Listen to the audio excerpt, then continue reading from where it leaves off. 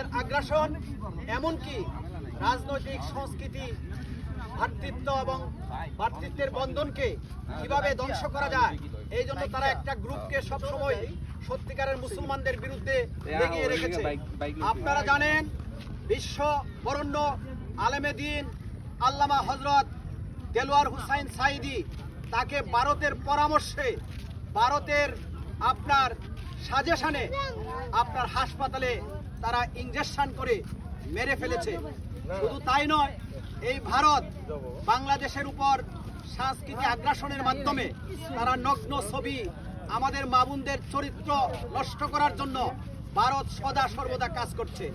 অতএব এই ভারতকে আমরা হুঁশিয়ার করে বলতে চাই, অতীতের ইতিহাস বলে যান, ভারত শত বৎসর বাংলার মুসলমান শাসন করেছে, মুসলমানেরা শাসন করেছে।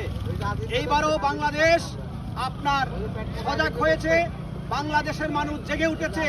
এইবারের পার্লামেন্ট কোরআনের পার্লামেন্ট হবে, ভারতের তাবেদারি আর হবে না। ভারতের তাবেদারিকে আমরা ছিন্ন বিচ্ছিন্ন করে বাংলাদেশ মাথা উঁচু করে দাঁড়িয়েছে।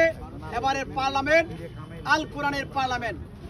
ভারতকে হুঁশিয়ার করে বলতে চাই, রাজনৈতিক আগ্রাসন, সাংস্কৃতিক আগ্রাসন এবং বিভিন্ন নগ্নপনা চ্যানেলের মাধ্যমে যেভাবে আপনারা আমাদের এই বাংলাদেশের সংস্কৃতিকে নষ্ট করেছেন, এর থেকে আপনারা হুঁশিয়ার হয়ে যান, সাবধান হয়ে যান। অন্যথায় আপনাদেরকে সেই অতীত ইতিহাস স্মরণ করিয়ে দিয়ে বলতে চাই, আপনারা খেয়াল করুন, কারণ নমরুদ, ফেরাউন যেভাবে আপনার দোলায় দূষিত হয়েছে, তাদের ইতিহাসে যেমন মানুষ ঘৃণা করে আপনার থুতু নিক্ষেপ করছে, আপনারও সেই অবস্থা হবে। অতএব সতর্ক হন, মুসলমানদের সাথে ভালো ব্যবহার করুন।